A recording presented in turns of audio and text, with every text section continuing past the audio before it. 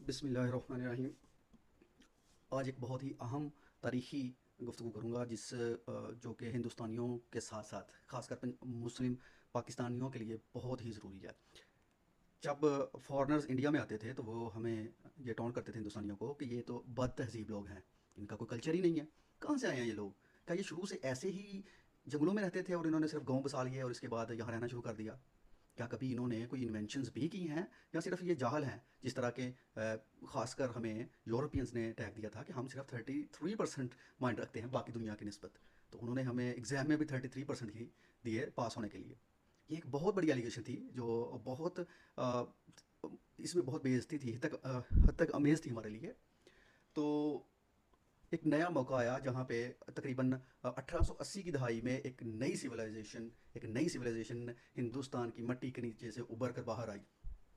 हुआ कुछ यूँ कि 1820 की दहाई में एक जेम्स लुइस नाम का एक अंग्रेज़ जासूस पंजाब में राजा रंजीत सिंह की पंजाब में मुखबरी करने के लिए आया।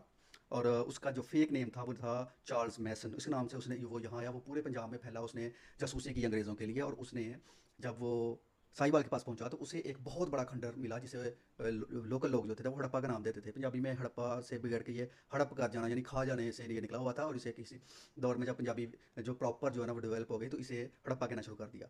मुकामी लोग उन्होंने जो है ना वो उसकी अहमियत को नहीं जानते थे, लेकिन वो जो गोरा अंग्रेज़ था, जो जासूस था, उसे इसकी अहमियत का पता था। और उसने जब वो खंडरात देखे तो उसने फौरी तौर पे कलकत्ता में अपना एक पैगाम पहुंचाया और उन्हें बताया कि यहाँ पे एक बहुत बड़ा शहर है जो दबा हुआ है। और वो ये समझ रहा था कि शायद ये अलेक्जेंडर ने जब इंडिया पे हमला किया था तो उसने तबाह कर दिया होगा और ये उस दौर का शहर है, लेकिन फिर भी अलबत्ता ये बहुत बड़ा शहर है और ये हिंदुस्तान के लिए बहुत ज़रूरी है। लेकिन कलकत्ता में बैठी अंग्रेज़ गवर्नमेंट उस वक्त पंजाब में खुदाई करने के राइट्स नहीं थे रखती, क्योंकि पंजाब उस वक्त सिखों के अंडर था और सिखों के राजा रंजीत सिंह के जो टाइज थे अंग्रेज़ों के साथ, जो मामला थे वो ठीक नहीं थे।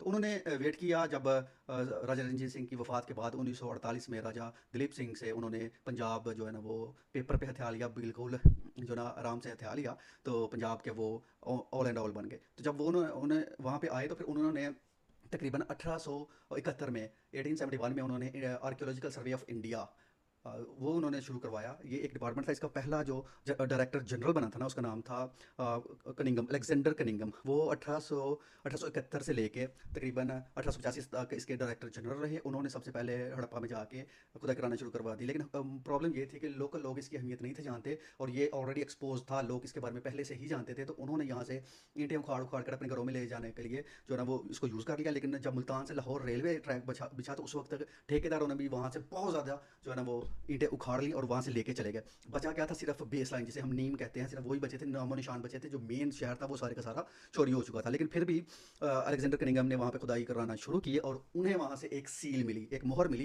मिली जिसके ऊपर एक बैल की तस्वीर बनी हुई थी और उसके सर पे सिर्फ एक सींग था। तो अलेक्जेंडर कनिंगम ने जब ये देखा तो उन्होंने कहा कि ये तो हिंदुस्तानी तहजीब नहीं है, ये बाहर से आई हुई है और मौजूदा जितनी भी हिंदुस्तानी नस्लें हैं ये उसके डिसेंडेंट भी नहीं हैं।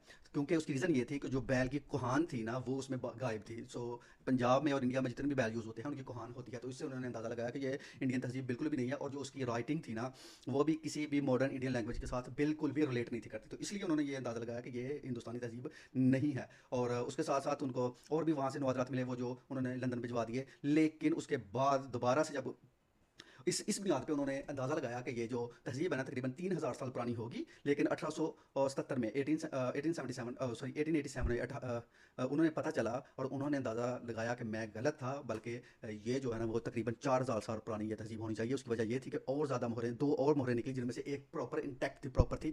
और उसे देख के पता चला कि ये कोई बैल नहीं है बल्कि एक यूनिकॉर्न है। ये देवमलाई ख्याली जानवर है जो रियल में एग्जिस्ट नहीं करता, लेकिन ये एक घोड़ा होता है और घोड़े के सर पर एक सींग होता है। इसकी कहानियाँ वैसे तो यूरोप में भी मिलती हैं, लेकिन यूरोप में भी जो कहानी मिलती है ना उसको रिलेट इंडिया के साथ किया जाता है कि ये जानवर इंडिया में पाया जाता है। तो इससे साबित हुआ था कि ये जो यूनिकॉर्न का कंसेप्ट है ना वो इंडिया से ही यूरोप में गया हुआ था। सो इससे उन्हें पता चला कि ये वाकई इंडियन तहजीब है। मैं इसको गलत समझ रहा था क्योंकि वो यूनिकॉर्न को बैल समझ रहे थे। चले उसके बाद जो है ना 1912 में नया जनरल डायरेक्टर जो है ना, वो यहाँ पे अपॉइंट हुआ, जिनका नाम था जॉन मार्शल। जॉन मार्शल बहुत ज़्यादा इंटरेस्टेड थे इंडिया की हिस्ट्री में। तो उन्होंने जब ये मोहरें देखी, नई मोहरें देखी, तो उन्हें बहुत ज़्यादा क्रेज़ पैदा हुआ और उन्होंने प्रॉपर इसकी तरफ ध्यान देना शुरू कर दिया और इसकी खुदाई अपनी जेर निगरानी शुरू करवा दी। तो उन्होंने एक इंडियन आर्कियोलॉजिस्ट दयाराम सैनी को जो है ना, वो वहाँ पे भेजा। दयाराम सैनी ने 1921 से लेकर 1924 तक वहाँ पे खुदाई जारी रखी और वहाँ से बहुत ज़्यादा चीज़ें निकाली और तकरीबन सारे शहर को जो है ना वो मट्टी से बाहर निकाल दिया। बचा तो कुछ नहीं था, लेकिन जो भी वहाँ से बचा था उसको बाहर निकाल लिया गया। अब एक सिटी तो बाहर निकल आई थी, तो इससे ये साबित तो हो नहीं रहा था कि ये सिटी जो है ना ये बहुत ज़्यादा पुरानी है या कोई बहुत बड़ी तहजीब है। उन्होंने सिर्फ अंदाज़ा लगाया कि जो कोई शहर था जिसे तबाह कर दिया गया। तो बस इतना ही अंदाज़ा था उस वक्त। लेकिन नई जो फाइंडिंग्स हुई ना, वो हुई 1919 में, जब लाड़काना में के करीब एक नया खंडर दरियाफ्त हुआ जिसे मोहनजोदड़ो लोग कहते थे लोकल लोग। और वो मोहनजोदड़ो जो था ना, उसकी डिस्कवरी ने ये बता दिया कि ये एक नया शहर है। उन्होंने वहाँ पे खुदाई करनी शुरू की। जब वहाँ खुदाई की तो वहाँ से भी सेम इट इज़ मोहरें और जेवरात निकल आए। तो इससे साबित ये हुआ कि ये तहजीब जो है ना, ये कोई छोटी मोटी नहीं, बहुत बड़ी तहजीब है जो इस मट्टी के नीचे दफन है।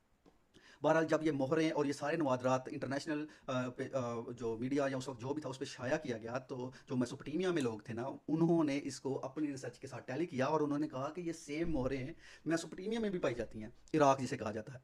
तो उन्होंने इसको जो है ना फिर उससे अंदाज़ा चला। फिर जॉन मार्शल जो थे, उन्होंने कहा था कि ये कम अज़ कम भी ना 4000 साल पुरानी तहजीब है। ताकि वो उस वक्त भी गलती थे, क्योंकि उस वक्त रेडियो एक्टिव टेक्नोलॉजी नहीं थी जिससे पता चल सके कि किसी भी चीज़ की ज़िंदगी कितनी पुरानी है। सो बहरहाल वहाँ से एक, तो इस तरह उन्होंने ये अंदाज़ा लगाया जो इराकी आर्कियोलॉजिस्ट थे कि शायद यहाँ से इराक से मेसोपोटामिया से लोग इंडिया गए और उन्होंने जाके ये तहजीब की बुनियाद रखी। लेकिन वो गलत थे। उसके बाद वहाँ से एक फ्रांसीसी आर्कियोलॉजिस्ट जो बहुत एक्सपर्ट थे मेसोपोटामिया में, वो अर्नस मैकेले अर्नस या अर्नस्ट मैके वो इंडिया आए और उन्होंने आके देखा और उन्होंने बताया कि ये टोटली डिफरेंट है। सो इसको जो है ना वो इंडो सुमेरियन सिविलाइजेशन से इसका नाम इंडस वैली सिविलाइजेशन कर दिया गया।